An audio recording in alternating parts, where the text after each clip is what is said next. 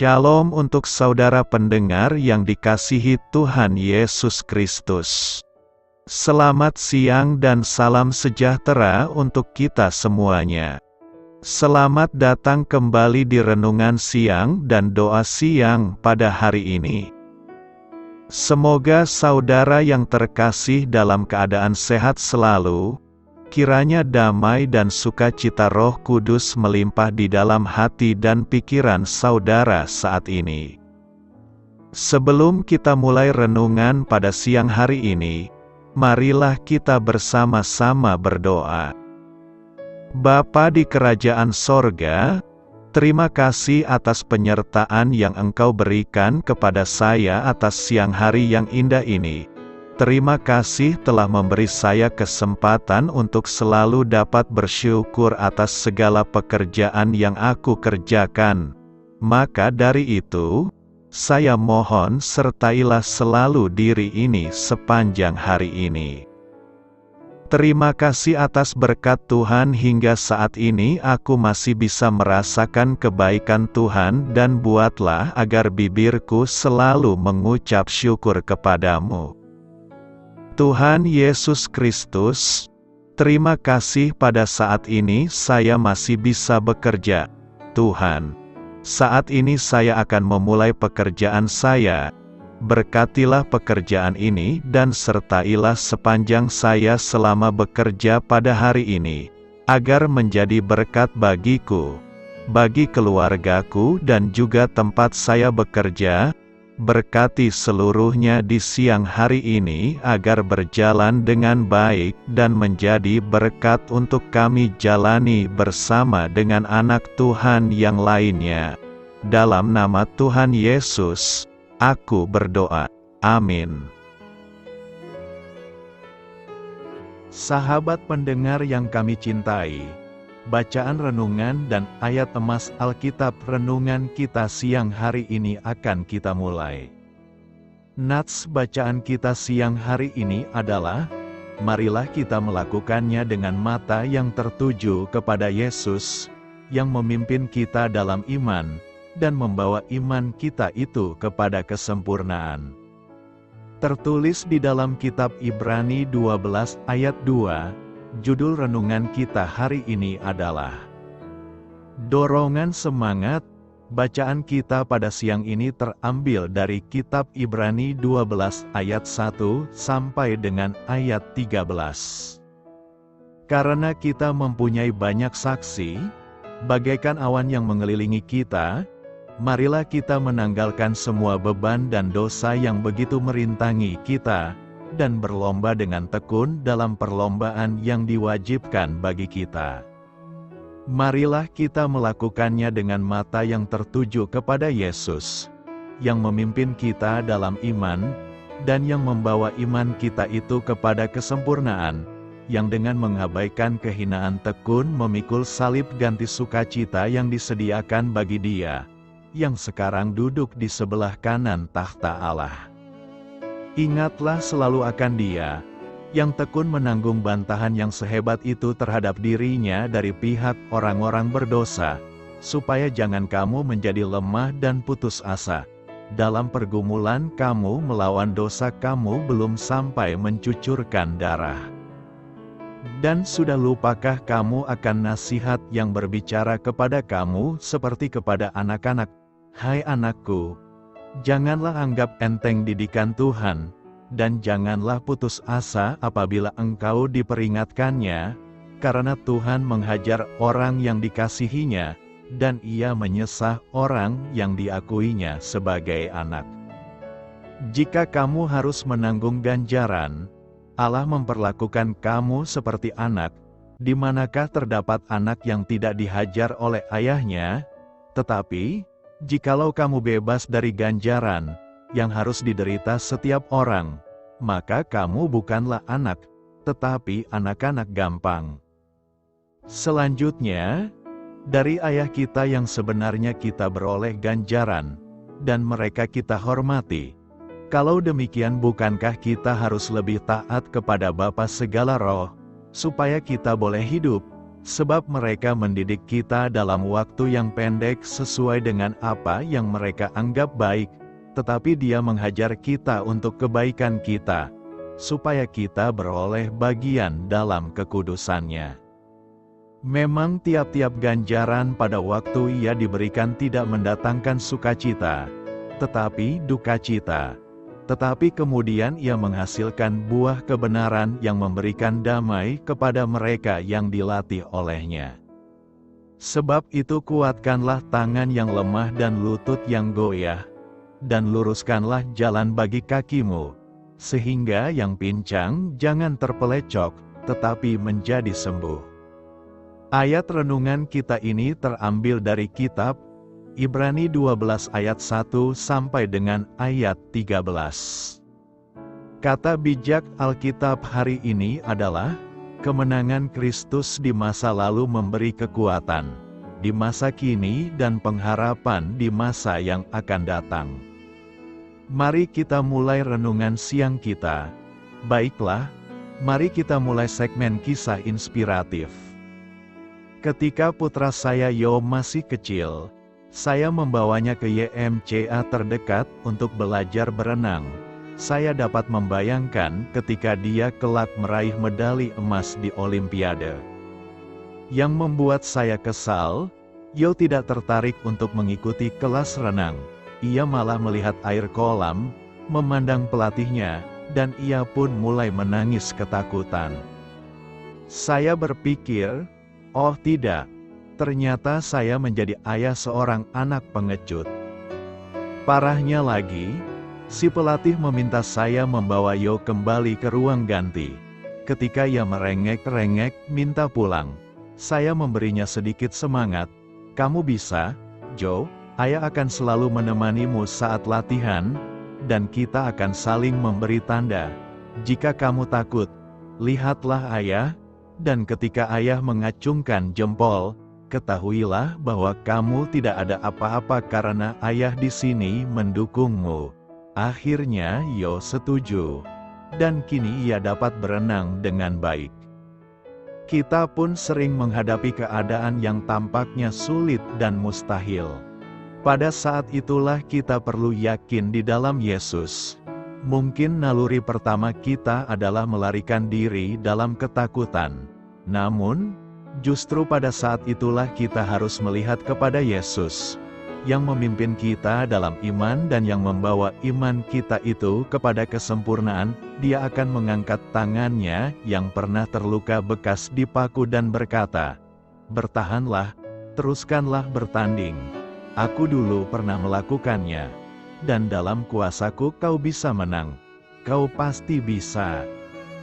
Berpeganglah pada Kristus dan Dia akan memberimu kemauan untuk menyelesaikan perjalanan. Berpeganglah teguh padanya dan teruslah bertahan, dan Dia akan memperbarui kekuatanmu. Hidup damai dengan semua orang. Ibrani 12 ayat 14 berkata, "Berusahalah hidup damai dengan semua orang dan kejarlah kekudusan. Sebab tanpa kekudusan tidak seorang pun akan melihat Tuhan." Nas hari ini mengajarkan tentang pentingnya hidup dengan damai dengan semua orang dan mengejar kekudusan. Penulisnya merasa bahwa ini adalah prinsip penting bagi umat Kristen untuk memahami dan menerapkan dalam kehidupan mereka. Dalam ayat ini, ada dua bagian penting. Pertama, berusahalah hidup damai dengan semua orang. Ini mengajarkan umat percaya untuk mencoba hidup dengan damai dan berusaha menjaga hubungan yang harmonis dengan orang lain. Damai adalah nilai penting, dan berusaha hidup dalam damai dengan orang lain adalah cara untuk mengamalkan kasih dan menghindari konflik yang tidak perlu. Kedua, dan kejarlah kekudusan. Sebab tanpa kekudusan tidak seorang pun akan melihat Tuhan. Ini menekankan pentingnya kekudusan dalam kehidupan seorang percaya. Kekudusan berarti hidup dalam kepatuhan kepada ajaran dan prinsip-prinsip iman Kristen. Dalam konteks ini, penulis mengingatkan bahwa tanpa kekudusan, seseorang tidak akan dapat mengalami pengalaman melihat Tuhan atau memiliki hubungan yang mendalam dengannya. Pesan di balik ayat ini adalah bahwa seorang Kristen harus menjalani hidup yang damai dengan sesama manusia sambil mencari kekudusan dalam hidup mereka. Karena hal ini adalah cara yang dianjurkan untuk mempersiapkan diri untuk berhadapan dengan Tuhan di akhir hidup. Penulis ingin mengingatkan pembacanya tentang pentingnya menjalani hidup yang benar dan kudus, serta menjaga hubungan yang damai dengan sesama manusia dalam perjalanan kehidupan iman Kristen. Apa yang perlu direngkan dari nas hari ini? Nas hari ini dapat memberikan sejumlah pelajaran penting yang perlu direnungkan. Pertama, kita harus damai dengan semua orang. Pernyataan ini menekankan pentingnya menjaga damai dengan semua orang. Ini merupakan panggilan untuk hidup dalam kasih dan harmoni, menjauhi konflik yang tidak perlu, dan berusaha untuk memelihara hubungan yang sehat dengan sesama manusia. Ini mengingatkan kita untuk menjalani kehidupan yang penuh dengan pengampunan, toleransi, dan pemahaman terhadap orang lain. Kedua, hiduplah di dalam kekudusan. Ayat ini juga menekankan pentingnya mengejar kekudusan dalam hidup kita. Kekudusan mengacu pada hidup sesuai dengan ajaran dan nilai-nilai yang diajarkan dalam agama. Dalam konteks ini, dalam iman Kristen, ini mencakup hidup dalam kepatuhan kepada Tuhan, menghindari dosa, dan berusaha untuk hidup yang benar di matanya. Karena itu, hiduplah dengan damai, mengejar kekudusan, dan menjalani hidup yang benar dalam pandangan Tuhan. Jangan serupa dengan dunia. Roma 12 ayat 2 berkata, "Janganlah kamu menjadi serupa dengan dunia ini, tetapi berubahlah oleh pembaharuan budimu, sehingga kamu dapat membedakan manakah kehendak Allah, apa yang baik, yang berkenan kepada Allah dan yang sempurna." Walau kita tinggal dan berada di dalam dunia, tetapi kita tidak boleh sama dengan dunia ini, sama seperti ikan di laut. Walau ikan tinggal di dalam air asin, tetapi tubuhnya tidak asin selama hidup. Tetapi saat ikan di laut mati, maka tubuhnya diberikan garam, agar bisa awet. Kita memang diutus Tuhan ke tengah-tengah dunia, tapi kita tidak boleh menjadi serupa dengan dunia. Yang dimaksud dunia oleh Paulus adalah jalan hidup yang jahat, yang berdosa di hadapan Tuhan, cara pandang yang bertentangan dengan kehendak Allah. Jadi Paulus bukan hanya menunjuk ke ada perbuatan-perbuatan duniawi, tapi pola pikir, sudut pandang, dan sistem kepercayaan yang bertentangan dengan firman Allah. Kita diperintahkan tidak hanya agar tidak berbuat jahat, tapi juga jangan mempunyai cara pikir yang sama dengan dunia. Karena di belakang cara berpikir kita sebenarnya ada kepercayaan yang kita pegang. Perintah ini berarti agar kita jangan menjadi serupa dengan kepercayaan palsu yang dipegang oleh orang-orang dunia ini. Kita perlu waspada dengan pengajaran yang hanya menekankan satu pengajaran tapi melupakan yang lain. Misalnya pengajaran tentang Injil Kemakmuran, yang mengatakan bahwa kalau ikut Yesus pasti bisa kaya raya, atau pengajaran yang menganggap orang yang sakit pasti karena berdosa. Kita harus memahami Injil secara utuh dan komprehensif. Injil yang berpusat pada Kristus bukan pada manusia. Jangan menjadi serupa dengan dunia ini, juga dapat berarti jangan menjadi sekuler. Sekularisme terjadi di mana segala pemikiran, perbuatan, rencana, perjuangan, cita-cita manusia hanya memperhitungkan hidupnya selama di dunia ini saja, mengabaikan atau tidak mempercayai adanya kekekalan. Selain itu kita mesti tegas dengan pandangan-pandangan dunia yang hanya memuaskan keinginan lahiriah dan memuja hawa nafsu sehingga membuat banyak orang Kristen akhirnya menyimpang dari jalan yang benar. Jadi kemenangan kita atas dunia dimulai dari kepercayaan kita yang diperbaharui oleh firman Allah. Setiap hari kita harus bisa merubah dunia kita dan membawa berkat bagi sesama. Jangan jadikan dunia yang merubah hidupmu, tetapi hidup kitalah yang sejatinya merubah dunia ini. Agar kita menjadi tidak serupa dengan dunia, untuk itu firman Tuhan memberikan solusi. Berubahlah oleh pembaruan budimu. Firman Tuhan menginginkan agar kita terus-menerus berubah menjadi manusia yang tidak sama dengan keadaan semula, manusia yang belum diperbarui, manusia yang berdosa, manusia yang sama dengan manusia duniawi, tetapi menjadi manusia yang serupa dengan Kristus. Karena itu, teruslah berusaha membawa perubahan bagi dunia agar dunia ini dipenuhi kemuliaan Allah. Apa arti dari Ibrani 12 ayat 2? Ibrani 12 ayat 2 mengatakan bahwa kita harus mengarahkan pandangan kita pada Yesus, pelopor dan penyempurna iman. Karena sukacita yang dianugerahkan kepadanya, ia memikul salib, mencemooh kehinaannya, dan duduk di sebelah kanan tahta Allah. Dalam Ibrani 11, penulis menelusuri daftar panjang contoh-contoh setia yang sebaiknya diikuti oleh para pembaca surat ini. Ia mengawali pasal 12 dengan ini. Sebab itu, karena kita mempunyai banyak saksi, bagaikan awan yang mengelilingi kita, marilah kita menanggalkan segala beban dan dosa yang begitu merintangi kita. Dan marilah kita berlomba dengan tekun dalam perlombaan yang diwajibkan bagi kita.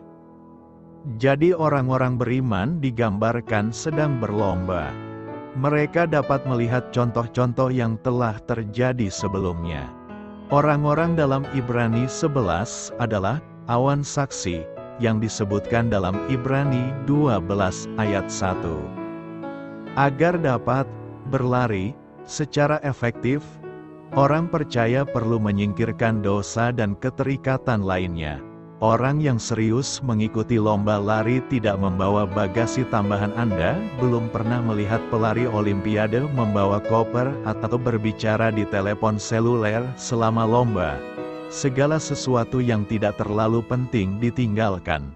Dan untuk memenangkan perlombaan, pelari harus finish. Atlet tidak boleh menyerah sebelum finish. Dibutuhkan ketekunan. Penulis kitab Ibrani kemudian mengajak orang-orang percaya untuk mempertimbangkan teladan utama dari ketekunan, yaitu Yesus. Pelari dalam kompetisi atletik tidak boleh terganggu oleh benda-benda di sekitarnya. Sebagai pelari dalam perlombaan kehidupan, kita harus mengarahkan pandangan kita pada Yesus. Saat kita berlari, kita harus memandang Dia dengan iman. Dia lebih dari teladan kita. Dia adalah tujuan akhir kita. Kita harus berlari menuju Dia dengan segenap kekuatan kita, dengan janji bahwa kita akan menjadi serupa dengan gambar-Nya. Ibrani 12 ayat 2 mengatakan bahwa Yesus adalah pelopor iman kita. Dialah yang merintis jalan itu. Dialah yang membuka jalan menuju tempat Maha Kudus, sehingga kita semua dapat mengikuti hadirat Allah. Yesus jugalah yang menyempurnakan iman kita. Di Allah yang menyempurnakan iman kita. Dia tidak memulainya begitu saja. Dia menyelesaikannya.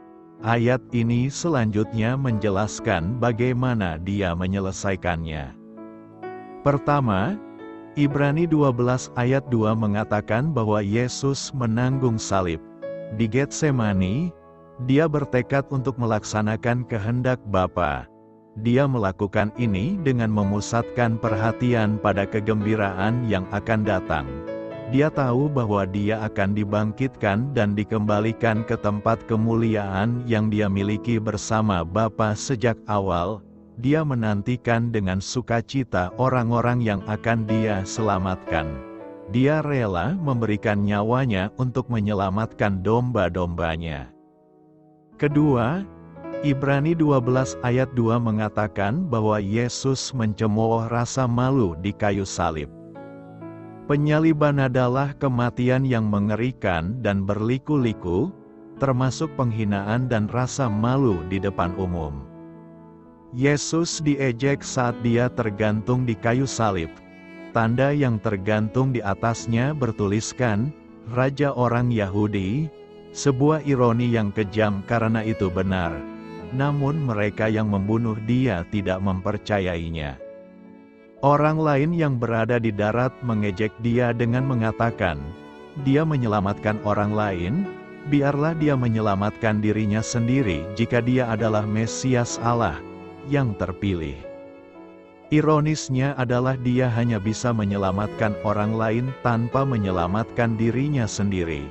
Dia benar-benar Mesias, dan hal ini menghalangi dia untuk turun dari salib. Dialah yang terpilih, dan dia telah dipilih dengan tujuan mati sebagai kurban Tuhan untuk dosa. Ironis juga bahwa Allah mau melepaskan dia, tetapi hanya setelah dia memikul salib. Ketiga, Ibrani 12 ayat 2 mengatakan bahwa setelah kematian Yesus, Allah membangkitkan dia dari kematian, dan Yesus naik ke surga di mana ia kini duduk di sebelah kanan Allah Bapa. Ini menandakan otoritas Yesus di sebelah kanan dan fakta bahwa pekerjaannya telah selesai. Dia duduk. Posisi ini kontras dengan para imam pada waktu itu yang berdiri dan mempersembahkan korban setiap hari. Pembaca asli kitab Ibrani sepertinya adalah orang-orang Yahudi yang mengaku beriman kepada Kristus namun kini menghadapi penganiayaan dari orang-orang Yahudi yang tidak percaya. Mereka tergoda untuk kembali, meninggalkan Kristus dan kembali ke bait suci dan sistem pengorbanan. Orang-orang percaya yang membaca kitab Ibrani saat ini dihadapkan pada godaan serupa. Dunia dan apa yang telah kita tinggalkan selalu memanggil kita, menginginkan kita untuk kembali, jika tidak untuk kembali secara permanen, setidaknya untuk kembali berkunjung sesering mungkin. Mungkin, tapi kami sedang berlomba. Tidak ada waktu untuk mundur atau bermalas-malasan. Perlombaan yang kita jalankan mungkin lebih mirip perlombaan rintangan ala militer daripada perlombaan olimpiade yang bagus dan rapi. Ada bahaya nyata di sepanjang perjalanan, namun kita harus terus bergerak maju. Kita mempunyai teladan dari orang-orang kudus masa lalu yang bisa kita tiru, namun teladan tertinggi kita adalah Yesus sendiri, yang merintis jalan, menyelesaikan perlombaan, membayar dosa-dosa kita, dan kini duduk di tempat yang paling terhormat dan berkuasa. Kita memandang Dia, bukan hanya sebagai teladan kita, namun juga sebagai sumber kekuatan kita. Apa artinya berlomba dalam perlombaan yang diwajibkan bagi kita? Karena kita mempunyai banyak saksi, bagaikan awan yang mengelilingi kita, hendaklah kita membuang segala beban dan dosa yang begitu merintangi kita. Dan marilah kita berlomba dengan tekun dalam perlombaan yang diwajibkan bagi kita. Perlombaan macam apa yang dijalankan oleh orang-orang percaya? Siapa yang menentukan parameter balapan? Apakah ini perlombaan yang kita tentukan dan tujuankan untuk diri kita sendiri? Bagian yang dimaksud diambil dari gambaran yang kaya tentang jejak kaki Israel kuno, Yunani, dan amfiteater Roma.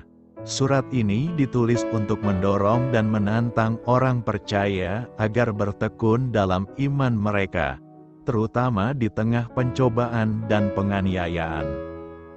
Para atlet yang bertanding dikelilingi oleh deretan penonton. yang bagi kita digambarkan sebagai banyak saksi bagaikan awan. Para saksi dari ras orang percaya tercantum dalam pasal sebelumnya dari kitab Ibrani, pria dan wanita milik Allah yang kehidupan setianya dicatat dalam perjanjian lama. Orang-orang kudus ini bertahan meskipun ada penindasan dan kekejaman yang tak terbayangkan dan dipuji atas kesetiaan mereka.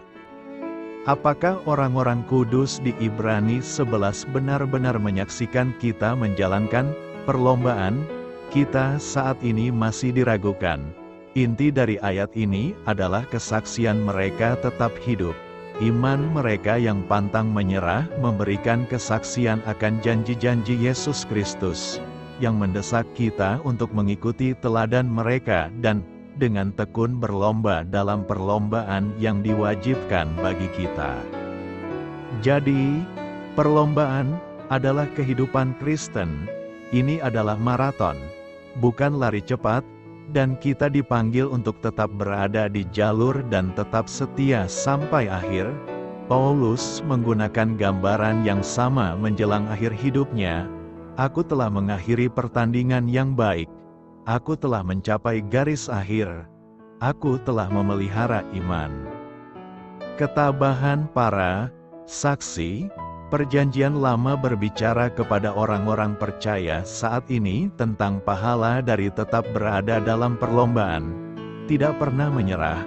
Maraton adalah ujian kebugaran dan daya tahan yang berat. Perlombaan yang di hadapan kita memerlukan iman, stamina, komitmen, dan disiplin agar dapat hidup dengan setia. Perlombaan ditetapkan di hadapan kita. Kami tidak memilih jalannya, karena Allah lah yang menetapkannya. Perlombaan ini kita ikuti demi Kristus. Kita tetap berada di jalur yang benar, meskipun ada pencobaan dan penganiayaan. Saat kita berlari, kita harus mengarahkan pandangan kita pada Yesus, sumber dan penyempurna iman kita, karena Dia telah menyelesaikan perlombaannya dengan sempurna. Di Allah yang menjadi fokus hidup kita. Kita berpaling dari segala gangguan karena Dia sudah berada di garis akhir. Perlombaan menuntut kita menyingkirkan segala sesuatu yang menghalangi dosa dan apapun yang mengancam hubungan kita dengan Allah. Apapun yang memperlambat atau membuat kita tersandung harus dibuang. Rasul Paulus mengatakan, tanggalkan dirimu yang lama, yang sedang dirusak oleh keinginan-keinginannya yang menipu, untuk dijadikan baru dalam sikap pikiranmu, dan mengenakan manusia baru, yang diciptakan serupa dengan Allah dalam kebenaran dan kekudusan sejati, dengan dorongan dari mereka yang telah maju sebelumnya. Kita membuang pikiran, sikap, dan kebiasaan yang menghambat kemajuan kita. Mengingat perlombaan yang Tuhan tetapkan bagi kita adalah maraton seumur hidup, kita harus berkomitmen untuk berlari sampai akhir. Kebiasaan berdoa, beribadah, membaca firman Tuhan dan memeriksa kehidupan kita untuk mencari hambatan akan membantu. Kita akan bertekun dengan mempertahankan sikap seperti Kristus bahkan di tengah pencobaan. Tidak peduli berapa lama perlombaannya, kita tetap mengarahkan pandangan kita pada Yesus, Sang Juara yang memprakarsai dan menyempurnakan iman kita. Ada kebahagiaan yang menanti. Seperti kata-kata penulis lagu Tuala dan Saila Paris, pelari, ketika perlombaan dimenangkan, kamu akan berlari ke dalam pelukannya. Selamat berkarya untuk Tuhan. Selamat memulai karya dalam minggu ini untuk Tuhan. Doa saya menyertai saudara sekalian. Saya memberkati Anda agar sewaktu Anda mencarinya dari Dia, Bapa Surgawi Anda akan memberikan bagi Anda roti harian Anda. Dalam nama Yesus Kristus, Tuhan yang berkuasa atas alam semesta dan menuntun kita kepada iman yang menyelamatkan. Tuhan Yesus menyertai senantiasa. Tuhan memberkati. Amin.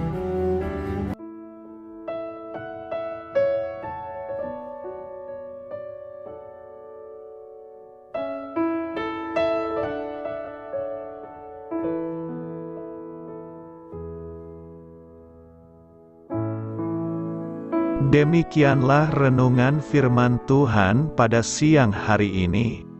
Semoga menjadi kekuatan di dalam hidup kita dan menjadikan kita pribadi yang lebih sukses. Sebelum kita memulai aktivitas hari ini, marilah kita berdoa. Bapa kami yang ada di sorga, terima kasih atas kasih dan kebaikan Tuhan yang begitu besar buat kami.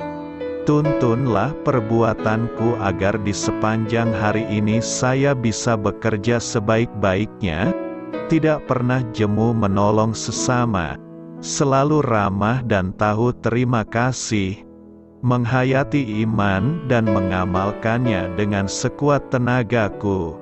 Semua ini saya sampaikan kepadamu, dengan pengantaraan Kristus, Tuhan kami. Allah, Bapa kami bersyukur kepadamu, bahwa dengan bekerja kami boleh ambil bagian di dalam karya-Mu mensejahterakan dan membahagiakan umat manusia.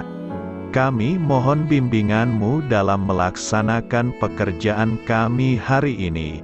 Bimbinglah kami agar sanggup bekerja dengan semangat kasih, dengan riang, rajin dan jujur. Terima kasih, Tuhan. Amin. Dalam nama Tuhan Yesus Kristus Tuhan dan Juru Selamat kami, Bapa kami yang baik, kami mengucap syukur dan berdoa. Amin. Biarlah firman Tuhan menjadi pengingat untuk kita semua, bahwa tuntunan dari Roh Kudus akan selalu memberi jalan keluar bagi setiap permasalahan hidup kita, dan memberi kedamaian di hati kita. Amin. Sampai jumpa di renungan siang saudara rohani berikutnya. Shalom.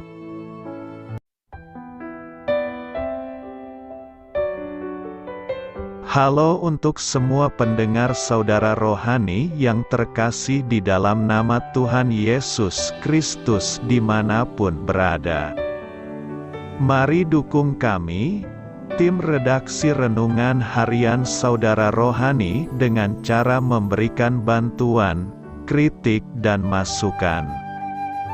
Saudara dapat memberikan masukan melalui kolom komentar di bawah atau mengirim kepada kami langsung melalui email yang tertera di layar Anda, saudararohani@gmail.com. Jika saudara terberkati melalui renungan ini, saudara dapat mendoakan kami dan memberikan bantuan lainnya dengan mengirim email kepada kami. Saya berdoa agar saudara sekalian bahagia dan sehat selalu. Amin.